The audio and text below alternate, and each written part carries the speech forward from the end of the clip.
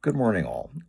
In my continuing reviews of quote-unquote weird fantasy novels, we come to a novel which the great editor and writer himself, Lin Carter, refers to as the first fantasy, which is William Morris's The Wood Beyond the World, written in 1895. What Carter means by the first fantasy, and I'll read you exactly what he says because I thought it was very well put, is as follows. Sorry, I lost my place here. The book you hold in your hands is the first great fantasy novel ever written, first of them all. All the others, Dunsany, Edison, Pratt, Tolkien, Peake, Howard et al., are successors to this great original. By fantasy, I mean a tale of quest, adventure, or war set in an invented age and worldscape of the author's own imagination. Of course, there are other kinds of fantasy fiction loosely called fantasy. The horror story, for instance, can be tracked to Horace Walpole, who founded the Gothic novel with his Castle of Otranto in 1764. The quote-unquote lost race yarn, a sub-school of adventure fiction, goes back to H. Rider Haggard and She. And Morris was preceded by various writers who wrote occult or mystical or Rosicrucian or Atlantean or Arthurian romances long before he set pen to paper. But fantasy, as such, begins with William Morris, born 1834, died 1896. He was the first major writer to discover and explore the potential of a story laid in a consciously made-up world where magic works, gods and monsters, witches and dragons coexist in a carefully worked-out context of sub-reality. I won't go on with that, but that's a very precise description of what quote-unquote fantasy is, and this is the first, I would say the first adult fantasy. It's the first fantasy not meant for children. This was meant for adults, is written for adults in an adult style. Without giving terrific spoilers, because again, I think you should read this book yourself. It's a book about a character named Golden Walter, who is quote-unquote fair of face, and he has blonde hair, and he's well-muscled, and he's rather bored. He had gone through a bad marriage, and because of this, he decides he's going to go to sea. He lives in a seaport known as Langton-on-Holme, which is supposed to be in Sussex, England. And they don't specify, Morris doesn't specify the time period, though I would imagine it's his own, the late 18th century. And 17th century, I'm sorry. And so he takes to sea, and he sees three rather exceptional characters while he's just waiting for the port to board this ship, the Catherine. And I'll describe that passage to you because I think it's particularly well written. But I'm not going to describe a whole heck of a lot of the rest of the book because I don't want it to be. This is going to be a mostly spoiler-free review. Because again, I think you should read it yourself. It's really quite wonderful.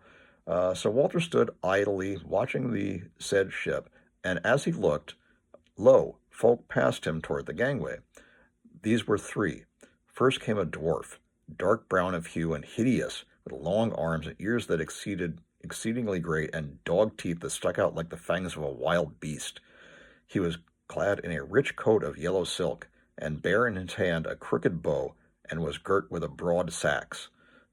After him came a maiden, young by seeming, of scarce 20 summers, fair of face as a flower, gray-eyed, brown-haired, with lips full and red, slim and gentle of body.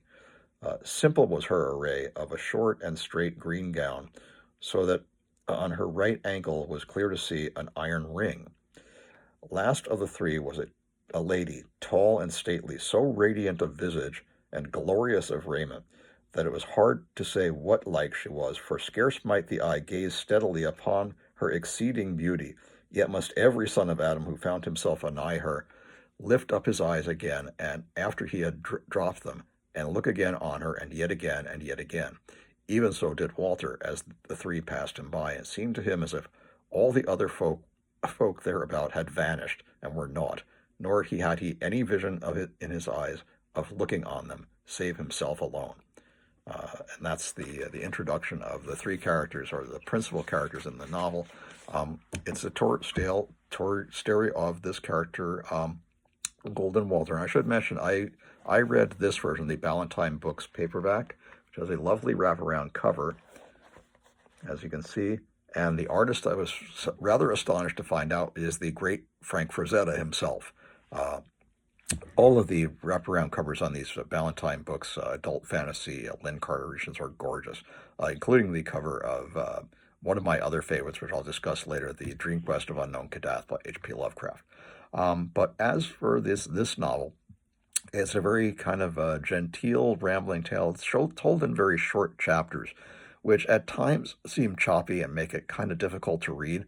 But it's the story of this character, Golden Walter. He follows these three to an enchanted wood that lies beyond the world, and the castle, which is occupied by the lady who he only knows as the mistress, and the girl who he only calls the maid, and this dwarf who is their sort of a hideous servant of the mistress, though at times it seems like he's the one who's in control. Throughout, they go through a series of adventures. He's captured and imprisoned, and at one point he sort of falls in love with this woman, the mistress, who is kind of a sorceress, plays sort of a spell on him.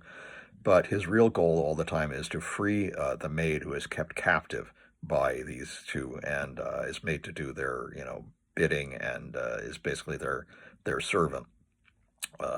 They go through a series of adventures where they're escaping the mistress, who sends the dwarf after them. Eventually, Golden Walter is forced to kill the dwarf. He doesn't really want to, but he kills the dwarf because he has no other choice, and escapes the spell of the mistress. And now he and the maid are on the run.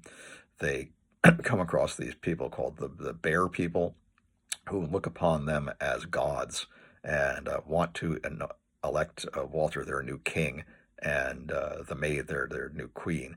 And they end up dwelling with them, and happily. And they although they had Walter had planned to take the maid back to his home of Langdon on Holm, they never do. They never actually go there.